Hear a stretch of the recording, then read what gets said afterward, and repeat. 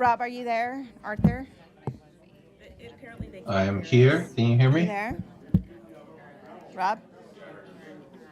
Arthur? Rob, Yes. you're Can you on hear mute me? if you're trying to speak. Oh, There I you go. am. Yeah, Arthur, I can hear you. I can hear Rob Oh, now. okay. Okay. All right, thank you. You can mute for now. All right.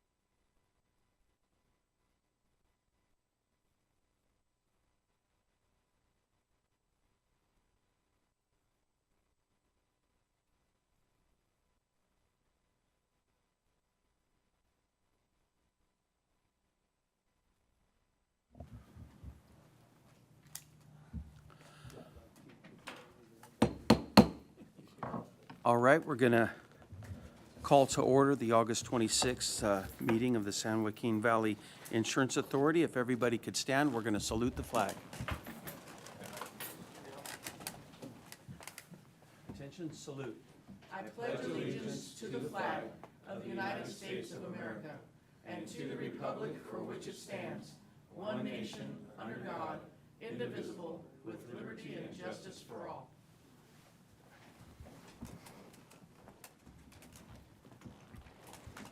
All right, we've got a full house today, so if we could have a roll call vote, please.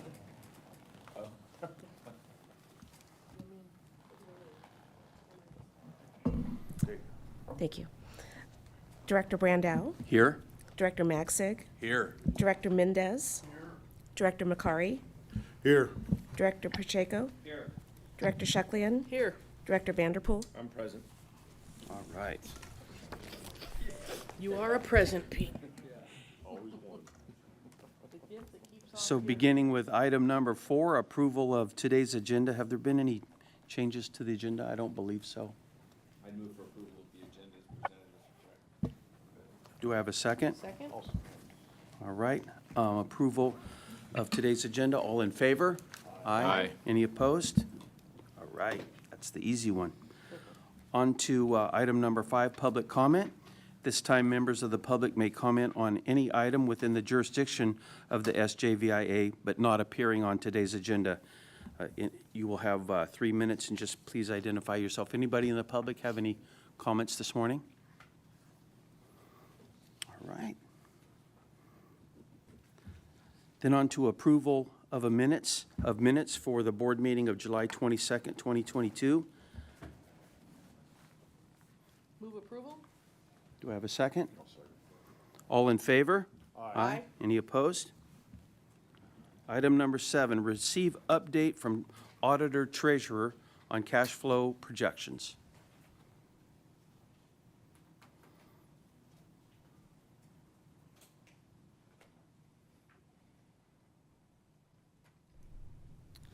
Good morning. My name is Mario Cabrera, and I'll be going over the cash flow projections.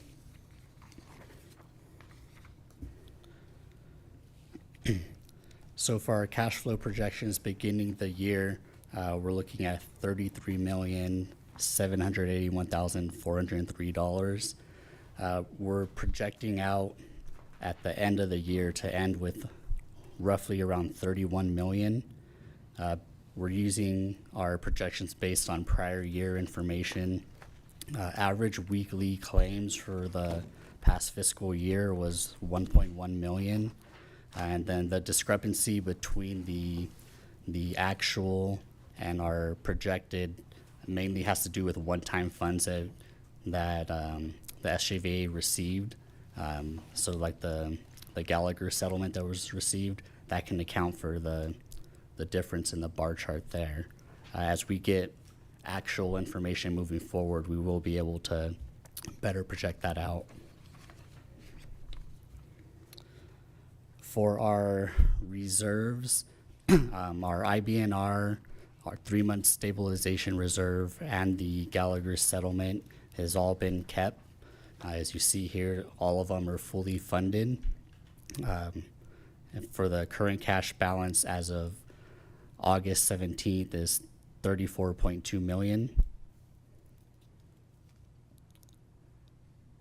And that's the end of the cash flow report. If there's any questions. I have a couple questions. Sure. Director Magsig. So again, I recognize that first slide that you had up showed the projection versus actual, and we did have some funds which came in which were unexpected, which should actually improve the actual cash position, but again, we're a lot lower. You know, you've projected out through 8/8 that actuals at 31 million and projected was going to be at 36. So when the projection was put together, did it take into consideration payment of the $9 million in loans? Is that what is really driving the variance, or is it COVID-related costs? What is it? As far as I recall when putting this together, it had to do with the loans and the settlement. So when putting together the actuals, we made sure to remove that portion from here. I don't recall if it was still being built into the projection or not, so I can double check on that. Yeah, I would imagine so, because this year we received the settlement with Gallagher, which you know was a cash positive for us, and then two, and correct me if I'm wrong, maybe someone here from the county of Fresno can answer this, but I think, did we use some ARPA dollars that we were going to put back to the SJVIA for the Fresno side from COVID-related costs? I think it was about $3 million. Has that taken place? Yes. It is not. Yet? It is not. Okay, so that should change the cash position too at some point. Correct. All right, excellent. Thank you. Any other comments or questions for Mario? Thanks, Mario. Now, item number 8, receive update from Auditor Treasurer on SJVIA financials as of June 30th, 2022. Hi, so I'll also be presenting on the unaudited financials. So as of June 30th, 2022, total assets was $38,964,018. Total liabilities is $17,612,207, and our net position ending is $21,351,811. So we will be presenting this information to our external auditors to get the audited financials for future meetings, and these may be adjusted at that point when working with the auditors. Our assets and liabilities and net positions do tie out with each other, as they should. So for the current quarter, the receipts, total receipts was 55 million. Fixed disbursements was 2.1 million. Disbursements claims was 29.5 million, and disbursement premiums was 10.6 million, bringing total disbursements to 42.3 million. Year to date, our disbursements was 7.7 million higher than, no, I'm sorry, I'm looking at the wrong column. Our disbursements was 718,000 higher than what the budgeted amount was, so it wasn't too far off from the budget. Quick question, in terms of just quarterly budget to actuals, I mean, a $14 million actual total receipt greater than budgeted, was that, can you kind of explain what caused that? I Maybe believe Borden can, I believe part of that may have been due to the Gallagher settlement that we received. that explains it. Any other questions or comments? Thanks, Mario. And then for the next page, for the administration, wellness, and communication fees, so total disbursements for the quarter for administration is 152,155. For wellness was 36,254, and that brings the year to date to 437,277.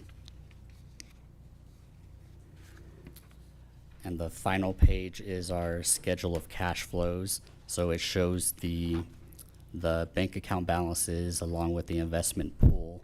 So beginning in March, the beginning balances was 26.2 million, and then showing here at the end of June is that 33.78 million.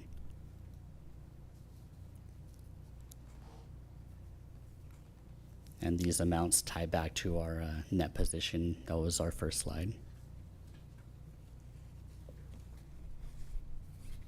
And that's the end of the quarterly financial update. Anything else before we move on? All right, thanks, Mario.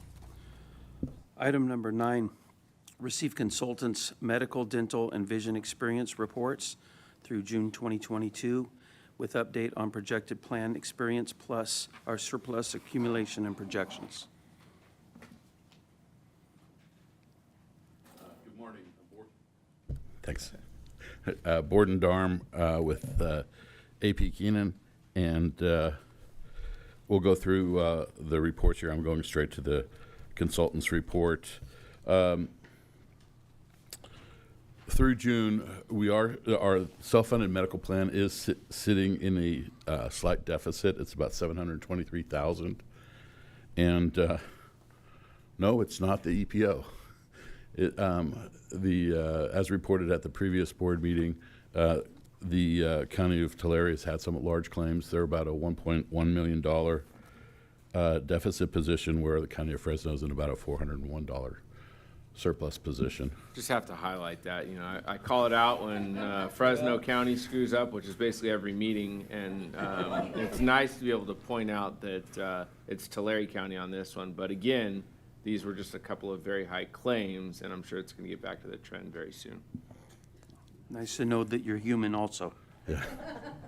There's a nice German expression called Schadenfreude, and Schadenfreude is the joy of the misery of others. Pete's got that. That must be his Dutch All right.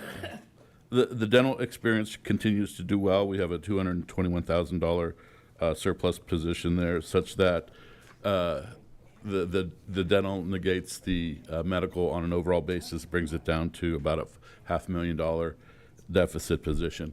And I do want to emphasize, this is just the self-funded plan.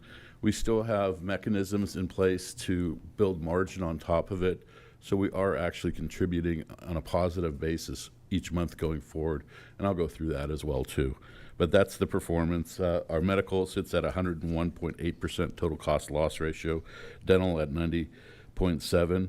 We do report on our vision. It's an insured plan, so it doesn't help our deficit, or doesn't help us out of a deficit, doesn't contribute to our surplus, stays with the carrier.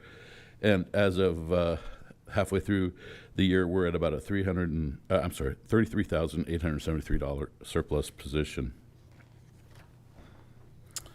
Can we go to the, like I mentioned, we have a variety of different mechanisms in place. We have our EPO parity strategy on with Kaiser, which contributes about $423,000 in margin and so forth. Thus, if you look at the chart down there, I wanted to kind of explain that. We were kind of at a break even at the last meeting through May. The one reason the budgeted accumulation is much higher than the realized is we knew we were going to be about $600,000 last month already because we reported on the quarterly rebate, which usually comes in June. If it hadn't been reported in May, we'd be about $600,000 behind. So that's why we just delayed it 1 month there. But I do want to get to the total, the last page of this report.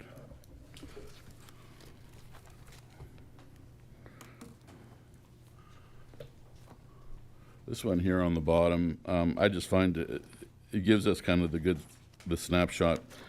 So on the year, we budgeted $4,135,000 as far as our surplus accumulation. We're sitting at about $1,348,000, and it's basically the experience that I reported. We do have some margin on Kaiser, and then the parity and our prescription drug rebates, which amount for the rest, such that we are behind. We should be right around a little over $2 million. We're about $1,348,000 on accumulation. So we're behind, but we're not negative relative to our accumulation on reserves. And that goes back to the high claims. It does. It goes back to some high claims. Also, we're going to have a report on prescription drug utilization in a moment by, I think it's the next item on the agenda, by our Keenan Pharmacy Services team. And specialty drugs also played a big role for County of Tulare in particular. So we'll hear about that too. Any questions on the experience report? Okay. Is that it? That's it. All right. Thank you. Item number 10, receive Keenan Pharmacy Services Consultants Report on Ampirex Q2 2022 utilization. Yeah. All right. Hey, board, can you hear me? This is Rob Welker. Yeah, let me introduce you, Rob, real quick. Rob was supposed to You be bet. here today. He is stuck in Denver. His flight couldn't make it in time for our meeting, so I apologize for that. But we do have him via Zoom. So, Rob, if you'd like to go ahead and go through the utilization report. You bet. Thanks, Borden. Good morning, everyone. As Borden mentioned, I kind of had some travel issues yesterday. I did meet most of the group, I believe, a few months back in the May meeting. Thanks for having me back today. What I'd like to do is just kind of connect, go through the pharmacy financials for Q2. Before I jump in, I do want to just say real quick that we did revamp the deck. Hopefully you find this a little bit more appealing, a little easier to follow. I believe the last consultant report was lots of paragraphs and somewhat challenging to really view the financials. So hopefully this is a little bit more appealing to the group. With saying that, let's go ahead and dive in. So what you're seeing up here on the top left is just us comparing quarter two of 2022 to quarter two of 2021. What you'll notice right away is Tulare did shoot up 23% from that previous quarter, and we do see Fresno jump up just 2%. Overall, from a Q2 2022 to Q1 2022, the plan is up 3.47%. A lot of that is, to Gordon's point earlier, is really just driven by specialty, and we'll talk about that here in just a couple seconds here.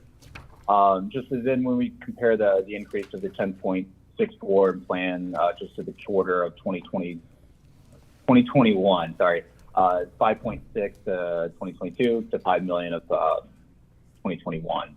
Off to the right, really just illustrating just the total plan cost between the two different quarters, then also just breaking it down with a bar chart to show you, as you can see, just the difference between Tulare and Fresno from a plan cost perspective. Rob, if I Okay, can so we can jump interject, Yeah, go ahead. I wanted to draw the attention to County of Tulare, the Q2. There's about a $500,000 difference from a year ago, and that's part of the specialty that I was mentioning. Thank you, Rob. That's right. Yeah, you bet. Thanks, Gordon. All right, if we can jump to the next slide. So in this slide, we're just going to break down the different channels, right? So this is where all of the scripts are being filled. As usual, most of the scripts are being filled at retail. Retail scripts make up essentially almost 99% of the plan spend. The overall claims volume in Q2 decreased in all channels, which is fantastic. So what we mean by this is there's less scripts being filled at the retail channel, whether it be brand generic, all that good stuff. But what we are seeing, I think the message of the day is we're continuing to see that specialty trend rise. We do like to just quickly share the generic dispensing rate. So when a generic is available, a high percentage of the time, 88.94% of the time, the generic is being filled, which is fantastic. That's what we want to see. We want to see that high GDR helps with the plan cost, deeper discounts on the generics being filled at retail. All right, we can slide to the next one, please. Okay, so as we message of the day is specialty, so hopefully this breaks it down a little bit more. As you can see, all trends are pointing north here. So they are going up. We're seeing the shifts. This particular quarter, we're seeing Tulare jump up about $400,000. In specialty alone, Fresno is approximately $200,000. It does make up a high percentage of the overall plan spend, which is about 46% of the overall plan spend. We did see an increase in overall scripts. So typically what we're seeing is that 536, 539 specialty scripts. This particular month, we saw it shoot up, quarter, we saw it shoot up to 583. That trend, as you can see kind of in the middle, it does go up and down throughout the quarters. It's not unusual to see it higher, but this particular quarter, it did go quite a bit higher. Just to kind of set a benchmark and a standard, if you will, just to kind of gauge where the group's at. With the rest of the pharmacy space, similar space here is that 35 to 40% is the standard, meaning that 35 and 40% of the overall plan for most of the Empirix clients is around 35, 40, and we're sitting at 46. All right, let's jump down to slide 5, if you don't mind. So as I'm starting to paint a picture for you, just to kind of, we're looking at specialty. We know that what's causing the increase is specialty. Now we're going to break it down just a little bit further and get specific. And what we're seeing is it's similar trends as what I presented back in May. Is we're still seeing these top specialty drugs. I'll point your eyes quickly to Trulicity and Ozempic, if you will. And I took this a little bit further back. I think to broaden the range as far as comparison is super helpful. So what I did is I went back and went to 1H, which is just the first half of 2021 compared to the first half of 2022. We're seeing 33 additional utilizers of Trulicity. We're seeing 70 of Ozempic. Humira, we're only seeing 1, but as you can see, that's the high dollar one. So we're continuing to see additional utilizers, which is causing the cost, as we can expect, to go up a little bit higher. All right, we can jump to 6. So real quick, just talking about kind of performance thus far and compare it over the years. Off to the left, you're seeing just the rebate dollars for SJVIA since 2018 through 2021. I do have the first quarter, if you haven't already received it, in Q1 2022, the estimated rebate should be $642,132. Should have already received that, or should we really be receiving it any day? And then just off to the right, we still like to share just the clinical savings. Per the contract, we're shooting at $1 million is the guarantee. We're already doing fantastic, meaning we're managing the pharmacy and the clinical aspect of it as tight as we possibly can. We're going through prior authorization processes. We're all of that good stuff to really drive as much clinical savings and also ensuring that members are getting the appropriate medications in a safe way. And a quick question, I don't know if you can quantify this, but in that last chart, 2021, when you look at the rebates that we're receiving, does the percentage in rebates, I know we're going to get to the item of rebates that when we put out the RFP, each entity is going to give, does the percentage of rebates that we've realized in 2021 match, or is it more or less than what the proposer, Anthem Blue Cross, currently is doing here? It's not Anthem, it's Empirics is our PBM. Relative to the rebates that were projected, they were based on they were based off of calculations that were basically performance guarantees on rebates in a variety of different categories, and those rebates are then typically calculated against the number of scripts that they say will occur, and that then gives us our total. So they're not. What you typically see is an improvement over current when you go out to bid. But certainly the basis was by the carriers. They look at what was paid out in the past for rebates as well too. So maybe if I wanted to look at the rebates here, 2021, just rough numbers, it looks like we got about $2.8 million in rebates. Correct. And if I look at the same time period of total spend and just divide that, it should give me a percentage of what the actual rebate was for 2021. Is that correct? Well, the rebate, yes. So $5,072,000 is what we spent, but that's just Q2 of 2021. Right. So we would need to look at the entire, and this is for the rebate for the entire year, only 2.8. And so you got 4 quarters. Is it reasonable to think that $20 million, was spent in all of 2021? Yeah, that's about the budget, yeah. So what we're looking at then would not be very much. 2.8 million out of $20 million is, maybe 14%. Is that right? I can't do the math as quick as you can in my head, but I wouldn't say that 2.8 is a small amount. But I will say this, that if you look at the marketing results from the next item that will be, or one of the next items we'll be addressing, even Empirics has upped their rebates to about 3.8 million. And the only reason I'm bringing this up is it's relevant and actually timely that we have this information and we can compare it to what they're saying they're going to do for us in the future if we want to stick with them. Yeah.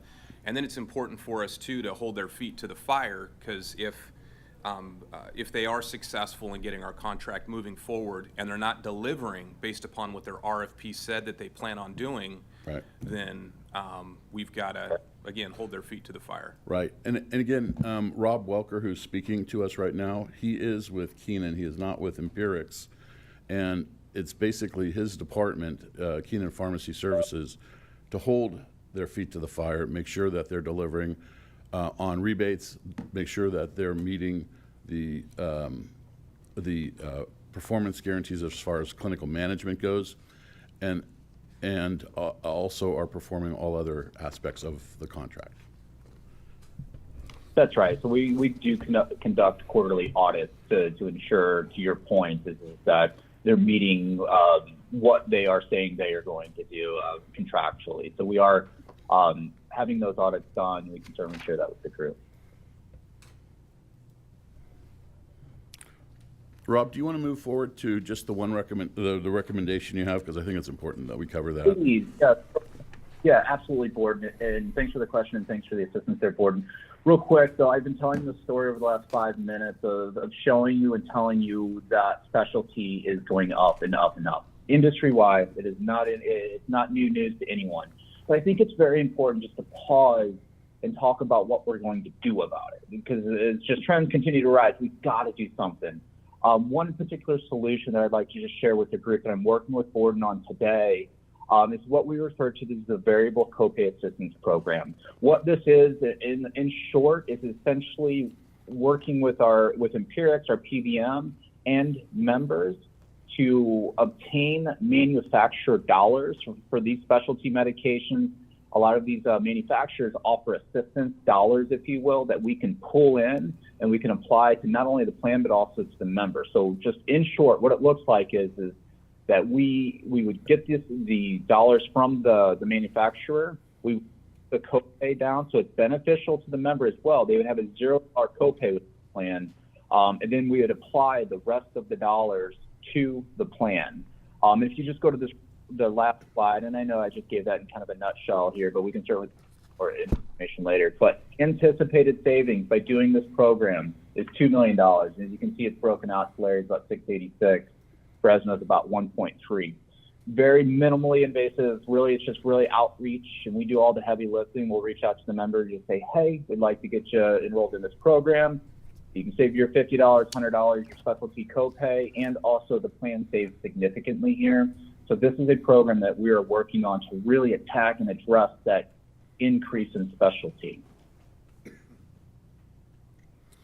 If I can just kind of share, oops, sorry, Rob. If I can just really share with you quickly, currently, if you're familiar with specialty drugs at all, and you go to the manufacturer's website, there's usually a coupon that says, "Hey, let us help you with your copay," and the key is it says, "Let us help you to with your copay up to a dollar amount," which might be $500, might be $1,000. It all depends. And the member says, "Okay, fine," fills out the coupon, and has no copayment. Well, that's good for the member, but it's done nothing for the SJVIA cost. With a variable copayment program, what we basically do is look to match that $500 manufacturer coupon as the deductible. So now the member is still made whole, but the SJVIA would receive a savings from the manufacturer as well on the prescription drug. For instance, if it's a $500 up to a $500 coupon and the copayment is $30, the member saves the $30 or whatever it gets reduced to, $5 or whatever, and we would say for that drug our copayment is $500, and we would save the $470. That drug that goes towards that drug. Mr. Chair, quick question. Sure. Going back to slide 5, where we talk about the top clinical cost drivers by drug, Yeah. Kind of putting this slide with our overall wellness strategy, have we looked at what illness, I mean, I have no clue what Trulicity does. I mean, I've seen the commercial, but I don't really pay attention, or Dupixent or any of these. So have we focused on what's driving these prescriptions to sort of gear our wellness efforts towards curbing some of those potential costs? I mean, I know we've talked in the past about trying to direct members to use, or doctors to prescribe generic drugs and members to ask for generic alternatives, but are we looking on a proactive basis as to how we can potentially reduce this? I can jump in, Borden. Sure. I know Trulicity is a diabetic drug. It's also that class has been shown as an effective weight loss. So we're going to start seeing this being prescribed off-label, but it has shown to actually be a pretty effective weight loss drug. Most of the drugs are either diabetic or I think autoimmune, Borden, Humira is. Yes. But yeah, the overall strategy is weight loss, healthy, that I think would address all of these kind of issues. And we were on our path to putting a wellness program in place that was going to address this. And we had asked both of our partners, Kaiser and Anthem, to come up with some solutions. At the same time, we were also doing a marketing. And at that point, we included within the marketing, how can you make our people healthier?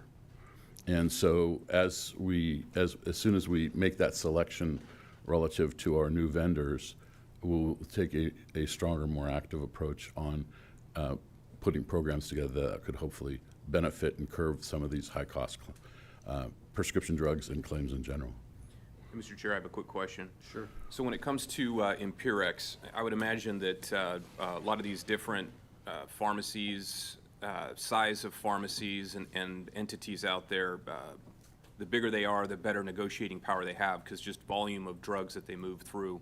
Empirex, in the grand scheme of things here in the U.S., what size of market share has, and what kind of bargaining power do they have with some of these drugs? So there's the bargaining of the drug cost, and then there's also the attention to the details, to the case management and so forth. And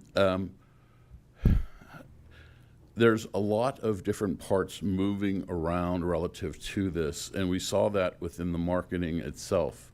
For instance, some PBMs, pharmacy benefit managers, were offering a no-cost program. Well, they wanted to keep the rebate, or a no-cost program, and they were going to make their money off of what they were charged by the manufacturer versus what they were going to charge us. So there was always some sort of a difference. So there's different approaches that different vendors take. To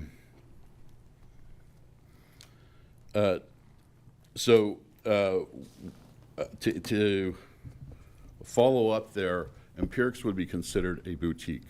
They're not the 800-pound gorilla like CVS, Optum, those type. But what we get for that is, and we've seen it over the years, where they've actually interacted not so much with the member, but with the providers to say, hey, you prescribed this. This is a costlier medication than this. We found the efficacy of that to be better. We don't necessarily get that with the larger. There, it's kind of like the 800-pound gorilla beating its chest and saying, you're going to give us this, you're going to give us that, versus taking a more strategic approach. And the reason for my question is when it comes to Empirex or any other entity we may use in the future, for our employees, we either hopefully are offering them the best possible price or a combination of good pricing but great service. So as long as that is demonstrated, somehow I can quantify that. That's what I'm going to be looking for. Yeah, and I think you can. As in anything, when we moved to Empirics over 5 years ago, there were some hiccups along the way. Both counties were resistant to having any of their members change their medications, and that's kind of sacred to each member. Don't mess with my medications. If you're new and you just got a prescription, you can maybe do some directing there. And so we went through those adjustments and so forth, and I think it's come out very nicely relative to that. We haven't really had complaints from Empirics. They continue to strive to make sure that that slide with the clinical management that you saw, that they continuously are looking at the claimants, looking at the claims of the claimants, and making the appropriate recommendations and audits and so forth. Okay. Just on a side note, I got a jam up between my doctor and my pharmacist, and they were speaking two different languages, and I was not getting my medicine delivered to me. It was Empirex that really cleared up the whole problem for me. So it was very interesting that they do have some good customer service skills, I guess. Now, my question is, this recommendation for the variable copay assistance program. Today's item is an information item, but how would we implement that? That's We would $2 million. come back with a formal recommendation relative to that at our October board meeting, Yeah. and for you to act upon. I mean, that's $2 million. $2 million, savings. Yeah, I would wonder why it's not an action item today. I mean, it sounds like that would be better for us to start saving more money faster. Yeah, it's still it's gonna take time to implement, so it would still be a 1-1 recommendation. Okay, we'll look Yeah, forward to there's back end stuff that we need to work on. It's a 4 to 8 weeks process to implement, but I'm with you. It's an absolutely move forward with, just do it inappropriate and ensure that there's a communications that need to happen in between, reaching out to members, letting them know what the program is. We don't want to blindside them with information here, but it is a 4 to 8 week turnaround time. Okay. Anything else today, Rob? No, thank you so much for your time. Sorry I couldn't be there, but I appreciate you giving me just a few minutes this morning. I hope everyone's doing well. No. Thanks, and the graphics look good, so we appreciate it. Perfect. All right, Thank you. item number 11, receive and accept consultants SJVIA actuarial certified, incurred but not reported, IBNR reserve report as of June 30, 2022, and this one is an action item. Yes. With me, and I'm going to turn the time over in a moment to Arthur Turner-Sessian, who is our Director of Underwriting and works with our actuary, Christine Huff. He'll be presenting the IBNR numbers. So Arthur, I'll go ahead and turn the time over to you so you can review the what was done here. Thank you, Gordon. Good morning, everybody. I'm Arthur Turner-Sessian, Underwriting Director with AP Keenan, and I'm here to present SJVIA's IBNR claim reserves through June 30th, 2022. And let's see here. We'll start off with the County of Fresno. We have included medical claims, prescription drug, and dental claims as part of our study. The total reserve for those three products is $2,624,428. And we do adjust that by a 15% adjustment factor. So the adjusted reserve is $3,018,090. That's for the County of Fresno. Moving on to, oh no, I'm sorry, that was for County of Tulare, and we'll be moving on to the County of Fresno now. So our estimated reserves for medical, prescription drug, and dental products for the County of Fresno is $5,076,288. And after the 15% adjustment factor, we have $5,837,730. Any questions? Questions for Arthur? No, sir. Okay, that concludes our report. Yeah.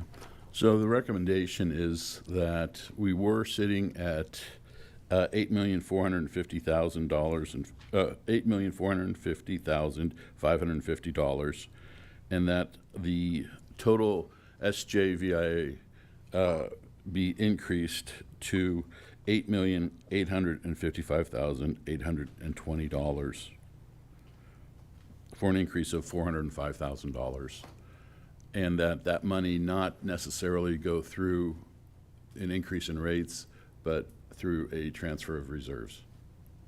I'll make that motion. All right. Second. We have a motion and a second. Anybody from the public want to make a comment on that? If I can just make one comment real Sure. quick. I do, because the margin amount is getting quite substantial in our IBNR. It's 1 million, as a 15% margin factor, it's $1,155,000. I just want to make the board aware of it, that's a margin component, We can leave it within the IBNR. We can say we're going to fund the liability, the IBNR liability that was calculated by our actuaries, and move the IBNR over to where all our reserves sit. Either way, it's one way or the other, but I just want to make sure that you understand that there's 15% margin built into that component as well. And Borden, would you say by doing that, it's a conservative approach? Very. That's what I like, is being conservative. That's what your motion is. Yes, it is. And Amy, that's what your second is. Yes. And we've received public comment. All in favor? Aye. Any opposed? All right. Item number 12, receive report from Anthem Blue Cross on Anthem's network of providers, provider negotiations, and access to care.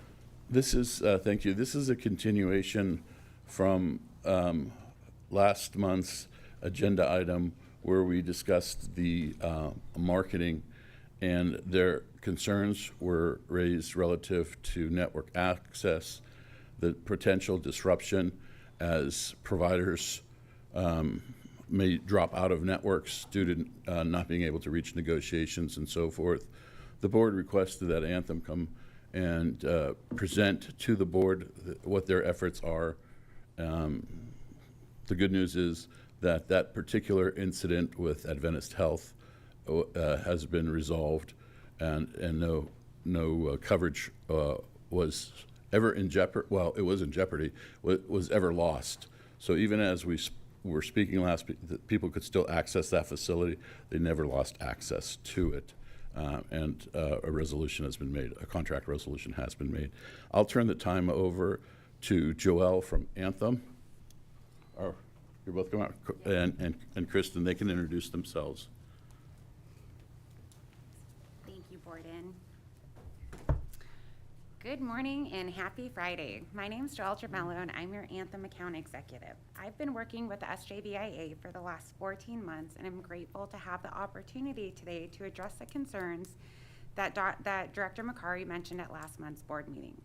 As someone who's homegrown and has lived in the Central Valley for a majority of my life, I too have experienced what Director McCarry has heard from our members when it comes to getting access to care. And that's whether it's getting in with a provider on time, finding a provider that's close, or even finding a provider that I need. So that really hit a nerve with me. And over the last month that we've had since the board meeting, we've dove into the SJVIA's overall culture and experience with Anthem. We've met with both the Tulare Foundation, who serves the County of Tulare, and the Rancho Cordova team, which is Anthem owned and operated, to discuss member concerns and see what's really going on when it comes to those incoming phone calls. And we've also gone into our top providers for the SJVIA and looked at the contracts and have some really great information to share on that. So going on to the next slide. When we take a look at the last 13 years and how much in our partnership together, we can see that overall we've had 94.7% of our claims paid in network. And we're also proud to have a focus of our total care with 33.8% of our members with that type of relationship. Keeping in mind that total care is a concept that we use in our provider contracting, in which we go in and we hold providers accountable for the care that they're coordinating with their members. So it's all value-based. And then when we look at our overall average discount, we can see that we've had a 59.5% in-network discount maintained for the SJVIA, which equates to a year-over-year savings of $30 million. And then when we also look at our 63% cost of care advantage over the closest competitor to our area, which means our local discount has been at 63%. We've brought a lot to the table for the SJVIA, and I'm really excited to bring more to the table together. And with me today is my Regional Managing Director, Kristen Nelms, who's going to share some of the findings that we have specific to the County of Fresno and the County of Tulare. Perfect. Thanks, Joelle. Hi, good morning. So at last month's board meeting, Mr. McCarry, your point was well taken. You know, access, I think, coming into that meeting, we were in the middle of the negotiations with Adventist. As board mentioned, we've concluded those negotiations successfully. We've come to a good place, which is terrific. But as I walked away from that meeting, I was thinking, is there a concern with access in Tulare particularly, and also with Fresno County, or is it specific to Anthem? So we sort of took your ask back and we did some research, and this report we'll share with you it's not necessarily endemic to Anthem, it's more systemic to the county of Tulare. And so if you look at this report, according to the California Physicians Almanac, ideally, PCPs, you would have between 68 to 80 per 100,000, and Tulare, or actually San Joaquin County has 47. Similarly, if you look at specialists, so the overall count of the providers within that county compared to what an ideal ratio would be is lower than one would hope. We also looked at the U.S. News and World Report data to see what are the national average of hospital bed availability. So for instance, hospital bed availability in Tulare is 1.4 beds per 1,000 compared to Fresno at 2.3, compared to state at 2.4. So again, Tulare sits a little on the lower side of that range. And when you look at PCP availability, it's 0.91, so less than 1 PCP per 1,000, compared to Fresno at 1.06, and compared to the state at 1.36. We then took that information and thought, you know, it's important to get more medical schools in the area. I know UC Merced now has a medical school of nursing, so hopefully we'll get more practitioners within the area. But beyond that, how many providers of the total universe of providers in your area are part of Anthem? And we found that 91% of all providers within Tulare and Fresno are contracted with Anthem. So that leads me to believe that I think that access is a challenge, but I think sitting with Anthem, you still have probably the best access that's available. This report you saw in the last few prior board meetings, which is what we call our geo-access results. So we take a look at all the census data, so where all the members live within Tulare and Fresno, and we bump it up against our providers. So you'll see just the number of PCPs that we offer within Tulare as well as within Fresno, and we break it out by specialist. The next page will show you sort of a little more, it's really hard to read, I apologize, but sort of the granularity of the types of providers. So we want to make sure that we have, not only do we have enough PCPs, that's possible, but within that, do we have the subspecialties that are available? So you'll see Tulare's on the left, Fresno's on the right. It's about 4,000 or so total providers within Tulare and a little over 12,000 in Fresno. And then beyond that, we took it a step further and we thought, how can we get more providers? You know, 91% is great, 100% is perfect. How do we sort of move the needle? So we're currently in negotiations and we're doing outreach to additional providers to get them within our networks. We have 26 providers that will be coming into our network shortly within Tulare, Porterville, and Visalia. 15 of those are PCPs. 2 of them are behavioral health. One is a psychologist and one is an applied behavior analyst. And then 9 of those are different specialties, so whether it be internal medicine, speech pathologist, or psychiatry. And these physicians or these providers are just currently not accepting Anthem insurance? They're currently not in Anthem's network. They're not in the network. Got Correct, it. right. And Mr. Chair, I've got to follow on. And it kind of goes back to one of the first slides, and I'm confused a little bit. And it could be just a timing thing, but one of the first slides you have network value to the SJVIA. Mm-hmm. You show that 94.7% of, I guess, doctors' visits by our employees, 94.7% were in-network paid. Right. But when I look at, when I compare that to what was submitted in the RFP, I was told it's actually 96.7. Right. And then when you look at the discounts here, you're saying it's 59.5% in-network discounts. But when I look again at the RFP, it shows that you provide a value of 66.3%. So where I'm confused is why we have all these different numbers. Is it not apples to apples? Yeah. So in the RFP, it's an exercise we have every carrier go through. And I believe the exercise was to take a look at 2021. Correct. Because that was already set and we knew what took place there. And- What is this information that I'm looking at that's being presented now based on? Is it based on the last 5 years? Because it's important for us to have, when numbers are presented, if it doesn't match other numbers that are in our packet here, there's no context, so it means nothing. Right. So in the marketing, it was an exercise. For instance, I had to pick a valuation date. The valuation date in the marketing was April 1st. So I said, when you do your network disruption It is based on everybody who is in your network on April 1st. When they did their discounts, it's based on what was your effective discount on April 1st. Otherwise, what ends up happening is we get skewed results in the marketing.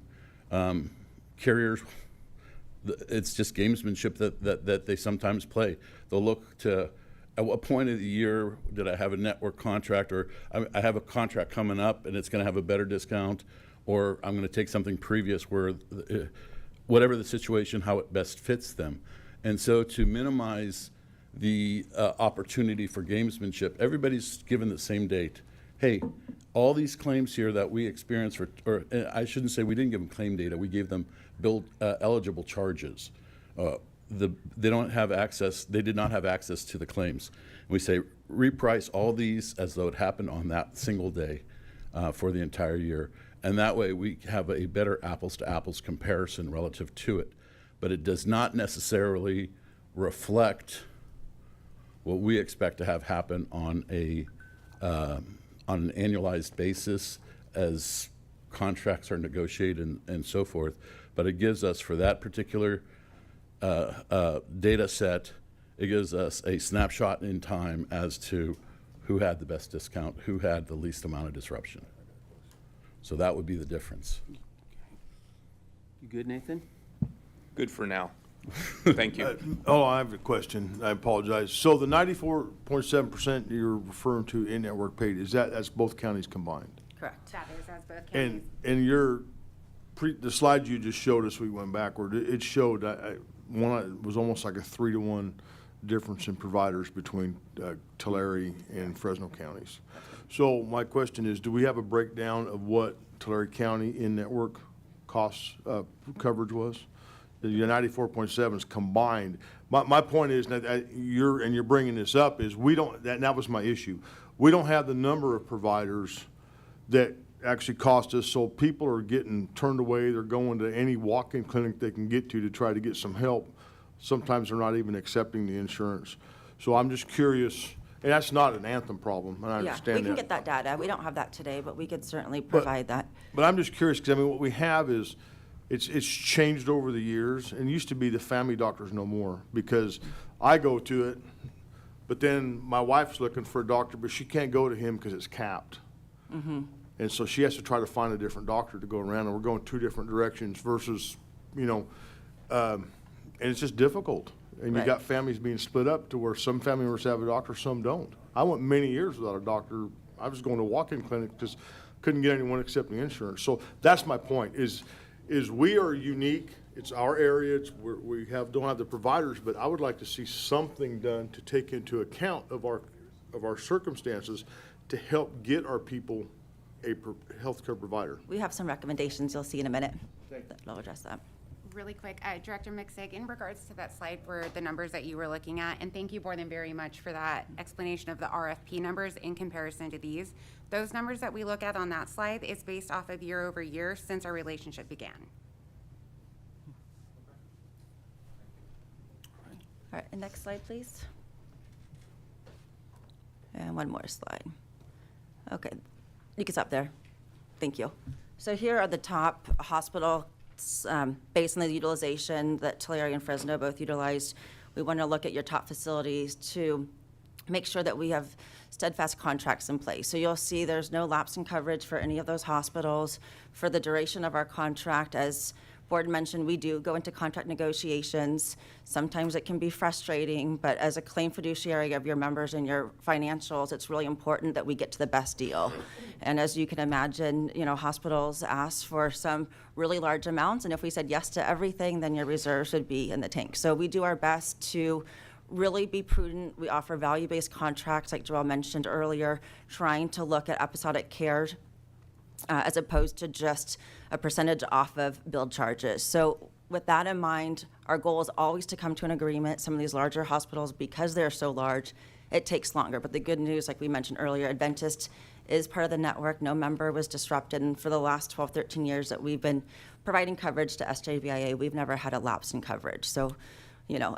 Quick question on the hospitals. I don't, I support Tulare County Hospitals, but I've also been a patient at Community Regional Medical Center in Fresno.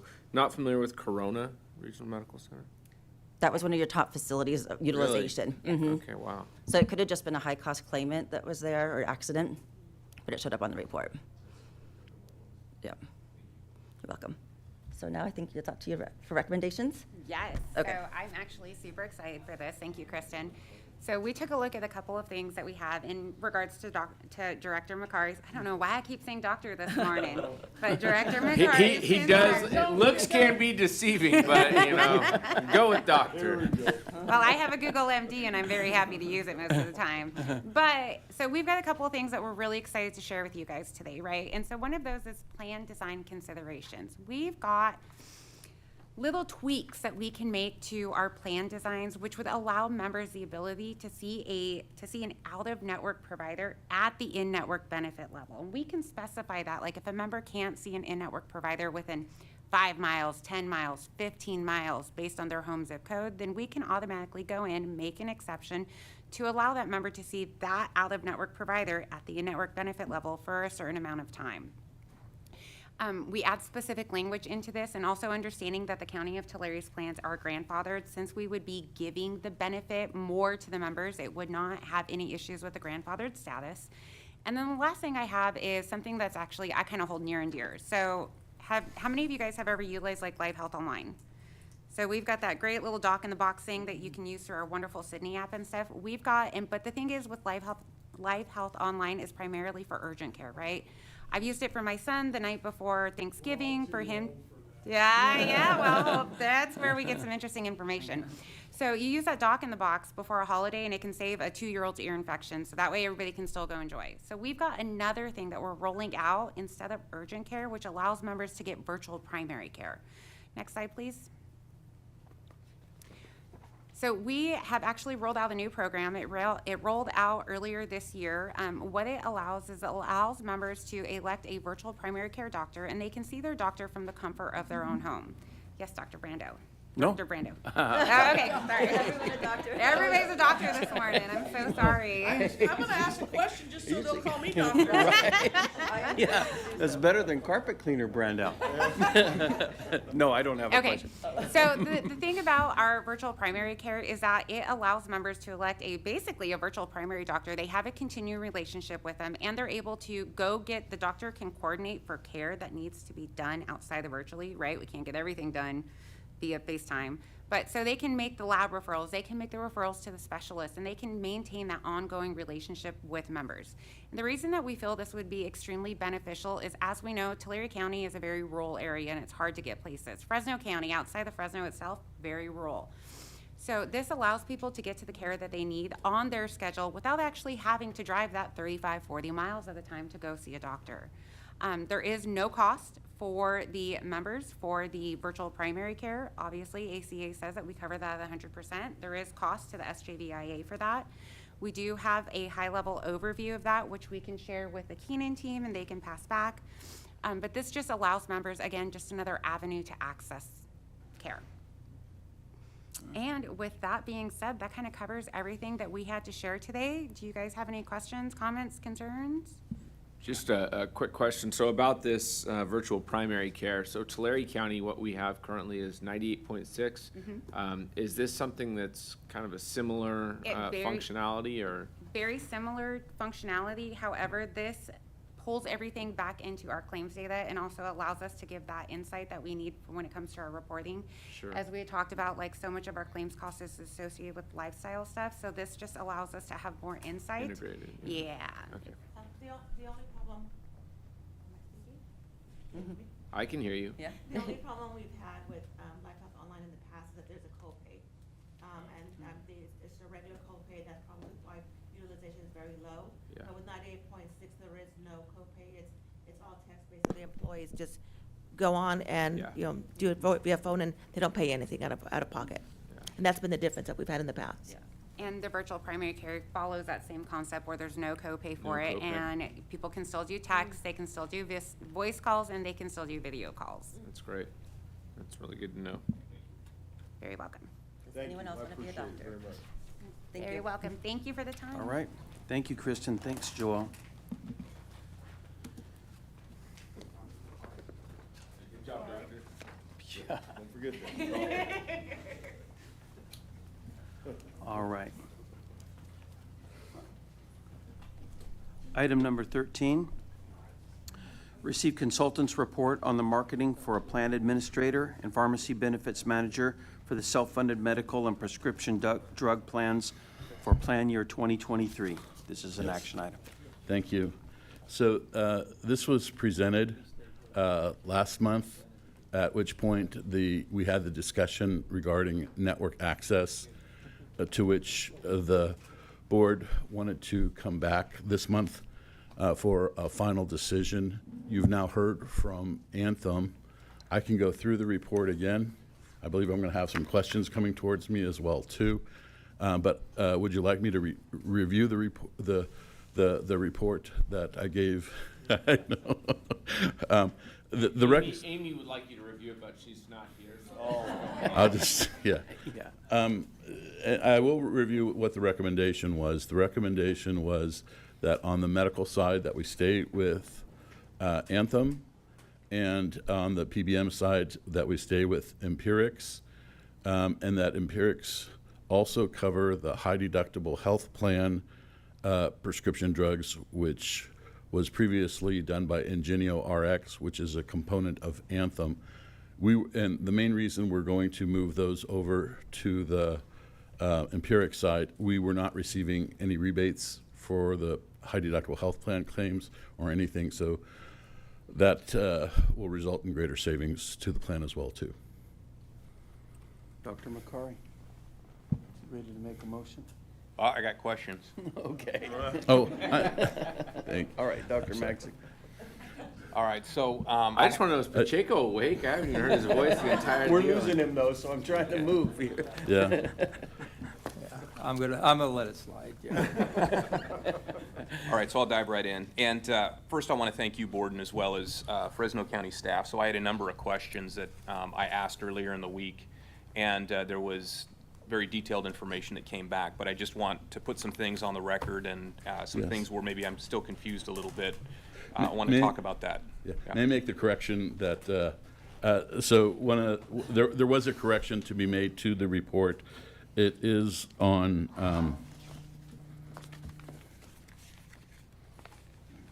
Page 7. page 7.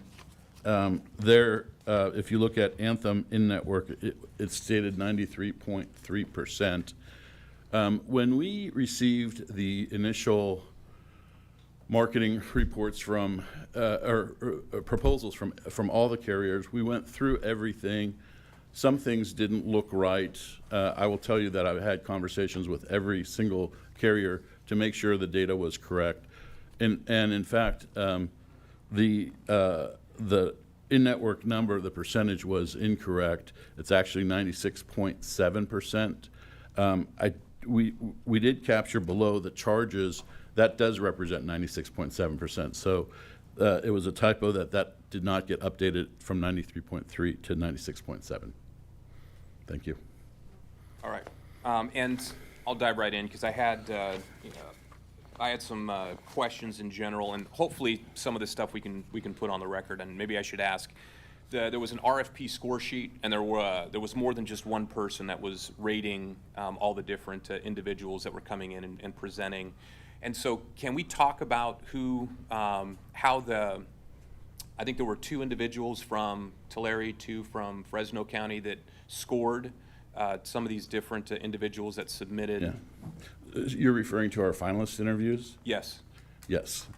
Okay. So there were a group of 4 of us and we all listened to all 6 of the finalists.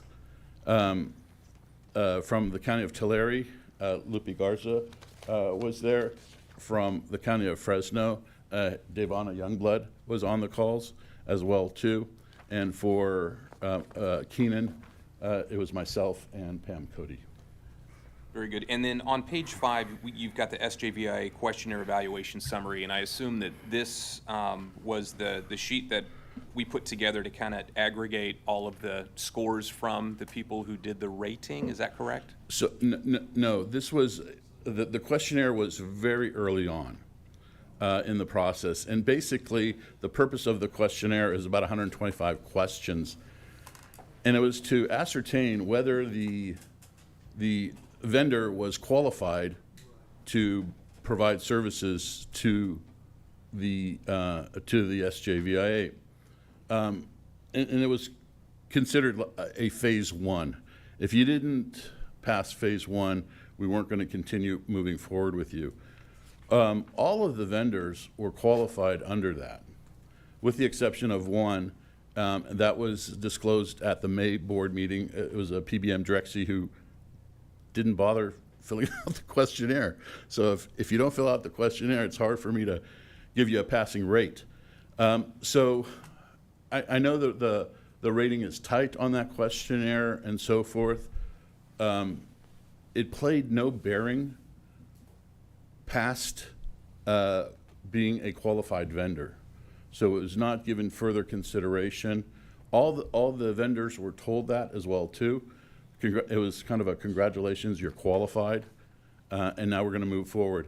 And where the bulk of the view then transfer to is qualitative and quantitative analysis.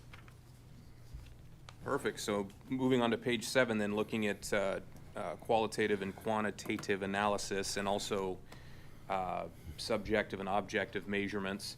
As you take a look at, you've got Anthem showing discount analysis having the highest discount, which I like. That means essentially from what they did in 2021, all things being equal, they were getting the best value from this particular, our current incumbent.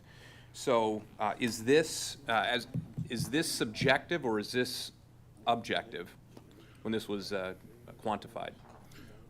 The quantification, because we are asking them for their discount and we're dealing with a lot of proprietary data, they are not going to give us their discounts for each provider. What they will do is, and what we had them do is, again, they repriced based off that April 1st date, a year's worth of eligible charges from 2021. They repriced all of those and then came up with 3 aggregate numbers, what their provider discount on average on a total basis was, what their inpatient facility discount was, and what their outpatient facility discount was. And from there, then a weighted total was put together as far as what the discount was.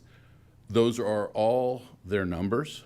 There's no way for us to verify it without going back and saying, I need to have access to your discounts, at which point everybody's going to turn me away. So on that note, if you go to the next page, page 8, if it's their number, where I'm confused is if you look at the out-of-network discount for the 4 finalists, they're all exactly the same. And I doubt that each one said, hey, you know, out-of-network, we're going to give 23.3%. So if we relied on the vendors to provide this information to us, how did we come up with an exact same number from each vendor in this category? Right. The discount that I used, because it's out of network, this means they have no relationship with the carriers. I questioned it for some of them. I will tell you this, that the number is actually based off of what Anthem provided to us. I felt that was a credible number.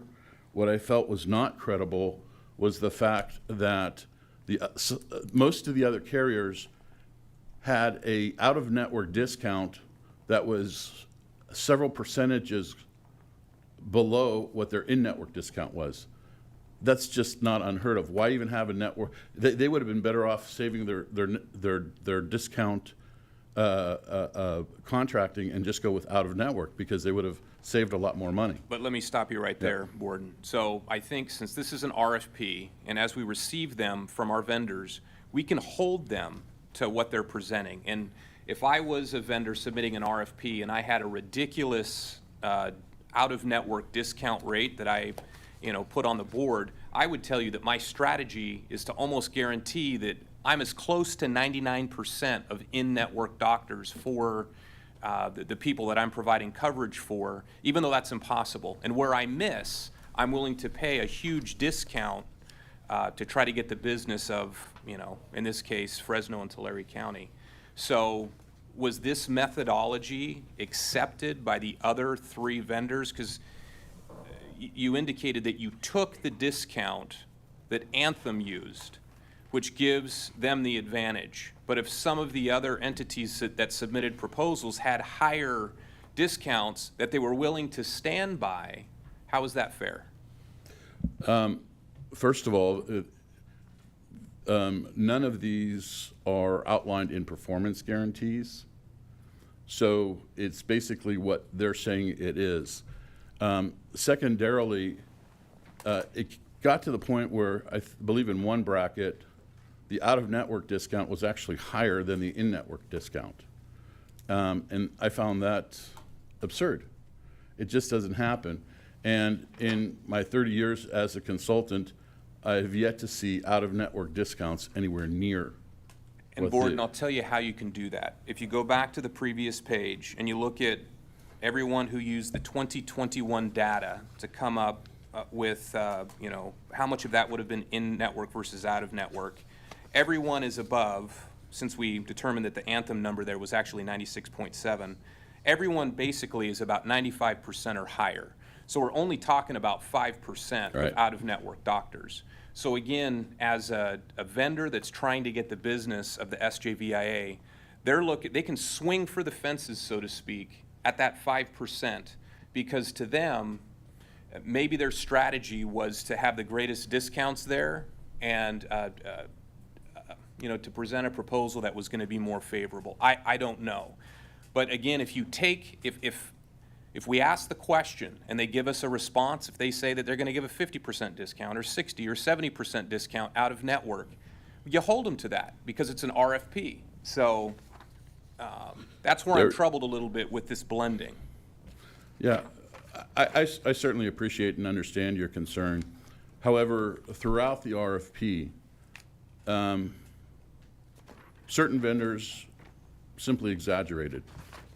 And some of the examples I can tell you, for instance, on the geo-access, some vendors stated that all 19 hospitals in Fresno County are in their network.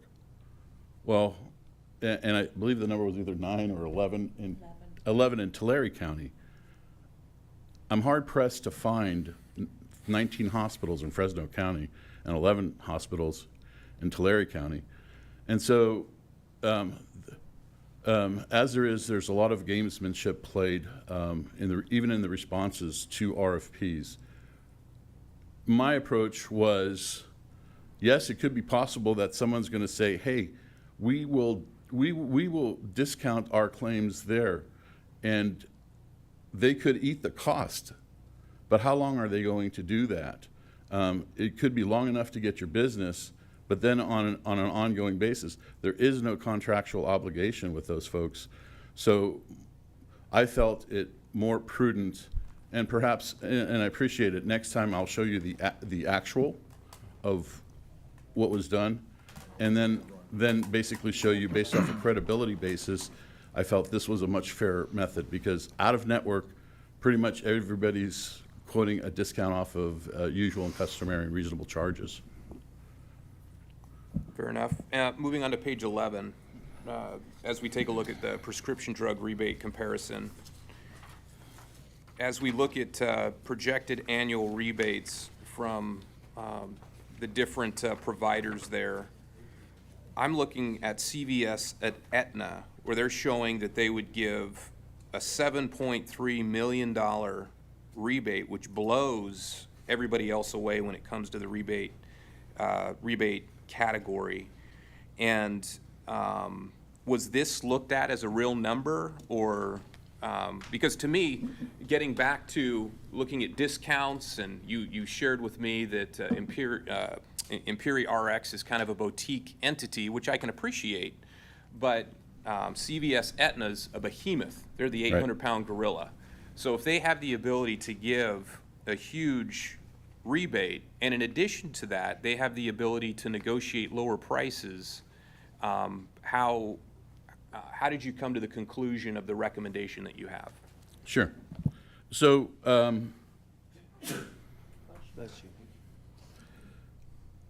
like I mentioned earlier, the rebates are based off of what their performance guarantee says on a per script basis. Those are shown on page 11 up above. So for instance, the retail 30-day supply for CVS Aetna is $253.99. If you look at Optum, it's $280. And Optum is higher than Aetna in almost every category except specialty mail order. And we know specialty mail order is a very small component. Everybody gets everything on a retail basis. But even then, they came up with $5 million. So what Aetna would want to believe me is that they have so many more scripts than everybody else that will be going through on a rebate basis.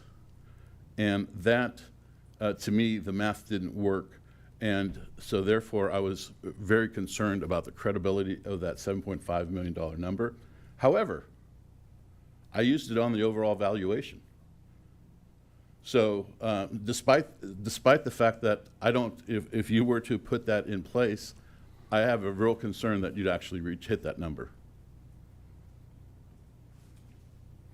Or they'd have to make an investment and say, we didn't hit the number, and it's in a performance guarantee, and here's an additional 2.5 million or whatever. They built this information based upon 2021 data, just like the health providers too. Like everybody had, same data. Yes. So, again, I can appreciate the knowledge you have, but at some point, you lay out a scenario and you expect the information that comes back to be objective. Right. And you expect an individual to hold prices based upon that objective criteria that you used. Sure. And if you find moving forward that you go with a vendor and the methodologies they're using, the discounts that they're applying don't match, you can reconstruct that. You're never going to have a year that matches the previous year, but you are going to have charges that match the previous year. And so you can, again, quantify if the vendor is truly following what they presented in price to you and to this board. So, and again, maybe I'm just a little bit naive, because in the RFPs that I've been a part of in the past, and even some that I've constructed myself, the prices that are presented by a vendor, you hold them to that for a period of time, and any escalators that are in that RFP, they can get those escalators. But if they don't perform in accordance to the prices that they submitted, I mean, it's grounds for termination, it's grounds for non-payment. So I'm just a little troubled by some of the stuff that I'm hearing, and the people who sat in on the panel to listen to some of this as well, with the recommendation that's being made, because some of the numbers that I'm seeing, to me, there might be other vendors that might be cheaper than the incumbents. But if there's something that I'm missing, I need to hear that from some of the people who rated the presenters. During the presentation, because we interviewed CVS and Aetna, and their presentation, I mean, it was really, everything was focused on Fresno County. There is nothing in their presentation they talked about these hubs that they would create. They had these different hubs, and all throughout Fresno County, there was not any focus whatsoever for Tulare County. So meanwhile, it might benefit Fresno County, it wasn't going to benefit Tulare County. So, and all the other vendors obviously took both counties in mind, and whatever programs they were going to present, they did it with both in mind. And we were like, Tulare County was like a very small, redefined print on what they were going to do for Tulare County.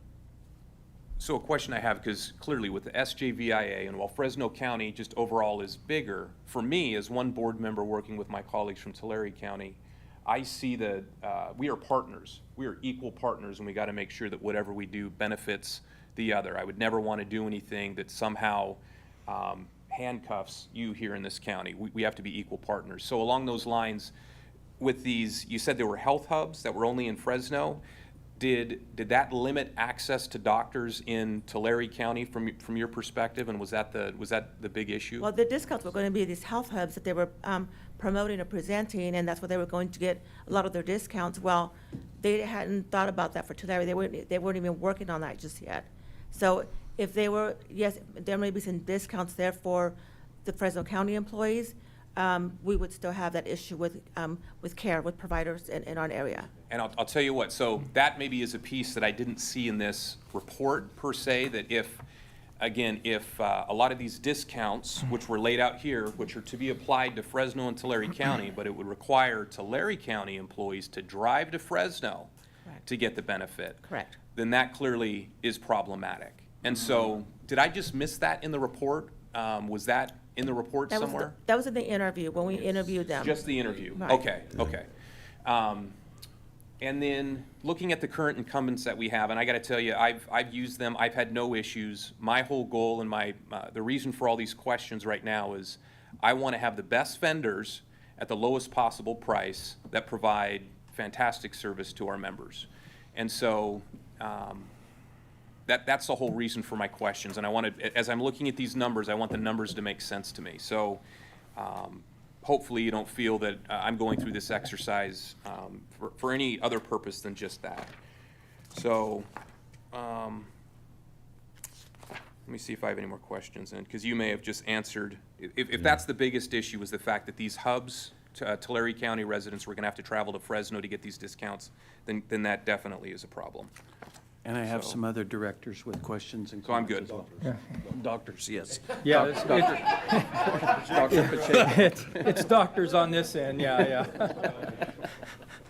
Well, Borden, as my colleague, Mr. Vanderpool stated, I generally don't say too much at these meetings or any other meetings, unlike some of my colleagues. I don't like to talk just to hear myself talk, yeah. No names mentioned on that. It was plural, I think you. Yeah. But Director McCary brought up Dr. McCary brought up an issue at the last meeting. I think Anthem very adequately addressed his issues and enlightened us to all that. Thank you. Those of us in Fresno are used to Supervisor Magsig going into the details. And I think he's actually volunteering to be on the panel next time for all the list of questions we had. But again, that's why we have a panel, to sort through those things out.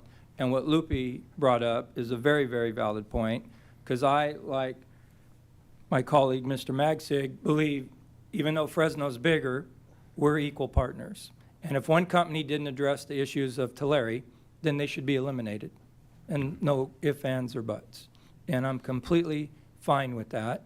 But I believe the panel sorted through all of the details, and Borden, through your expertise, I don't care what they put on paper, is it realistic and can they deliver? Right. And that's where we rely on you and the panel to sort through the RFPs, because anybody can write any number on a paper. The problem is if we pick that vendor and they don't deliver, we are held liable for that, and our members will suffer from that. Right. So while it may look good on paper, I appreciate, since you have come to this organization, it has been nothing but an improvement. You do have a solid track record. And as my colleague, Supervisor Magsig, stated earlier in the meeting, he likes a conservative approach. I believe your recommendation is a conservative approach. And we've gone this for over 45 minutes, Mr. Chairman. I'm ready to accept staff's recommendation and move this item forward because they've done all the legwork for us. It seems like a solid proposal, and that's what we rely on them for. And as my colleague Supervisor Minnis and I were talking at this end of the table, sometimes we got to rely on past performance rather than what's projected on a piece of paper. I believe Anthem has delivered for us and have earned the right for the renewal, and it's time to move forward. But I would defer to Mr. McCarty, who, again, at last month was the only one from Tulare, and carried the entire water for Tulare, which is why we had that great presentation today. Probably why you had such a short meeting. Yeah. And more than adequately did his job for Tulare County, and which, in my opinion, again, was very adequately answered today. But I would defer to Larry before we conclude this item. Well, no, thank you. And I just wanted to say thank you, and thank you to Anthem, because you did answer the questions, and you did show that it is us, and you brought a solution to it. So I want to say thank you, and I want to thank the staff. I think the only question I had was the blending, and I understand you're a numbers guy, I'm not. I'd rather have those crazy numbers out there, and then you tell me what it is, but you are the panel. And so that's why you're doing it. I mean, if not, then we're going to do everything. So I just want to say thank you, and I'm ready to make a motion to approve. Thank you. Staff's recommendation. So I have a motion I'll second it. and a second. Any comment from the public? We have a motion and a second to accept staff's recommendation. All in favor? Aye. Any opposed? All right, passes unanimously. Item number 14, receive consultant's plan year 2023 underwriting renewal report, approve 2023 rates and fees, authorize consultant SJVIA staff to negotiate agreements, and so on and so forth. We have an action item here. Yeah. I'm going to try to make this our fastest renewal presentation we've ever had. Please. I wonder why. So, I'm going to give you what the recommendation is. For County of Fresno, we recommend a 4.39 increase to the EPO plan, a 4.39 increase to the Kaiser, and then zeros for the Delta Dental, both the PPO and the DHMO, and the VSP plan. For the County of Tulare, a 5% increase for the PPO and the high deductible health plans, a 2.65 for the Kaiser HMO, 2.63 for the Kaiser deductible HMO.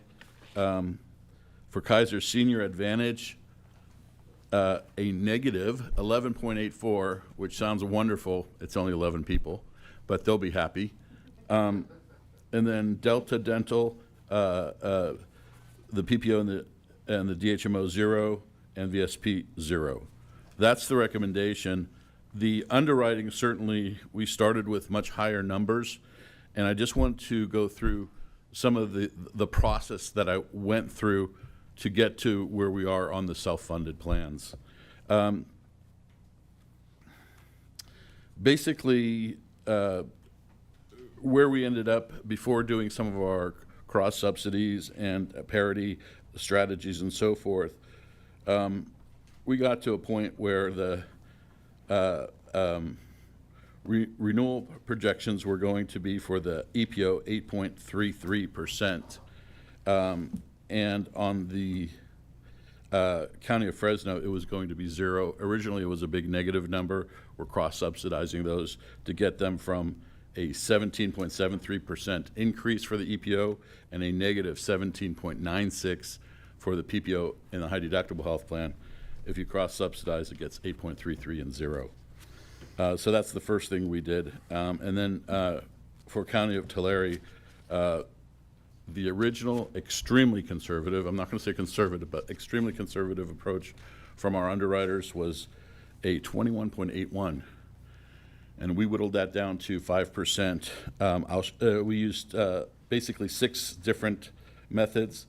We did some high claim cost smoothings, margin, change in IBNR, trend adjustments, cross-subsidy strategies, reserve accumulation strategies, and then on Fresno EPO Kaiser parity strategies. There is a reason we did all these, and I want to let the board know, I mentioned at the last meeting, this is one of the toughest years I've ever had to project what's going to happen next year. Because you saw in the experience report, County of Tulare's claims are going like this. Fresno's barely in a surplus position. Will that continue? And not only will it continue on that trend line, but should we add trend to it, inflation and a utilization factor to make it even steeper? Is that realistic? Are we post-COVID? Are we returning to a new normal? Those are all considerations. And and those were considerations that I gave. And so to end up where I did end up is basically saying that we are going to be returning to a new normal. And I say it because I also know financially we're in a strong position. If we weren't in that position, we'd be having ugly conversations right now about huge increase requirements. But I kind of feel that if I'm wrong relative to the projections that I have, I've given you the new normal projections, and if we miss the mark, we're well set for burning up some reserves to pay those claims. We burn those up, I'll be having a discussion with you next year how we replenish. And that's the beauty of what you've been able to achieve over the last 5 years, is have a strong financial position so that in a year where it's very difficult to project, that we move forward in that direction. I'll go into more strategy if you want me to. No, I think we're good. Okay. Mr. Chair, quick question. Yep. Be short, Gordon. What happened to that? Yeah. I thought it was. You know, Borden, it's not a new normal. You actually have entered the realm of the casino, and you literally have to throw the dice. Yeah. And that's, and you're doing it from a position that you still have a lot of money sitting over there at the table. Off the table, but sitting on the sidelines. So you can throw the dice. Yeah. I do like to believe I at least read a book on how to wager before I went. Okay. Hey, well, I do have to say, I follow proper protocol and I go through the chair. I don't just speak up, Godfather Mendez. But you're sitting on the elite side of this table here. We've got a Godfather and a doctor, so you do what you do, buddy. So real quick, obviously I want to make sure that what is being done here, you know, it's, people can say, oh, you're playing games, oh, you're doing this. I don't believe that's what's going on at all. I believe this is conservative and responsible. Would you agree? Yes. Okay, so I think that's very important to point out. And also at the end of the day, this is our members' money. So Right. These are the individuals that pay their premiums. They have contributed to this fund over the existence of the SJVIA to help build these reserves to get through the rough waters that we have. The county's loans have been paid back. There have been, you know, different opportunities where the counties have injected money on behalf of our members. That's not what we're dealing with here. It's not about the county's money necessarily. This is the members' money. And Right. so I do think that if the claims do go on that trend, very likely for Fresno County, probably not so much for Tulare. But we'll use some of the reserves. I think that's what's going to happen. But at the end of the day, it's the members' money. If this is the responsible thing to do, I think that's great. We do take various efforts during the year to cut costs, like the variable Right. prescription rebate program that we're looking at. So I'm sure that we're going to take advantage of those opportunities and help to balance the SJVIA's finances going forward should Certainly. some of those cost increases occur. Thanks. Thank you. Anybody else? Do I have a motion? Move approval? We have a motion and second. Anybody from the public like to comment on this item? I don't see any. All in favor? Aye. Any opposed? Nope. Item number 15, SJVA Director questions, announcements, activity reports. I think we've had a lot of this already today. Mr. Chairman? Do we have any other comments from the? Mr. Chairman? Oh, just one quick comment really for the board. I wanted to let you know, there's a transition in assignments in my office, so I will no longer be the Fresno County Council representative for the SJVIA. My colleague Lindsay Beavers over here will be taking that over. You'll continue with Diana with Tulare County Council, but I want to let you all know that. So where are you going, Peter? I'm staying in my office. No, I know, just but what are you changing it. doing now? I was promoted to chief of the litigation unit in our office. Congratulations. Thank you. Good job. Well, much deserved. Thanks, Peter. And I would just say next month if we could mix chairs up a bit. We have the Portuguese delegation down here, and I don't want them to accuse us of like segregating them or anything like that, so. And I don't really want to sit next to Amy again. Exactly, so. I made a comment that when we walked in that I got a whiff of bacon, and she told me that she passed gas. I was like, I don't really want to sit anywhere close to you. You know, see, this is what happens. All right. All right, then. Item number 16, do I have a motion to adjourn? And a second, all in favor? Aye. All right, thank you, we are adjourned. Let that get out of control, yeah. He gives new meaning to TMI.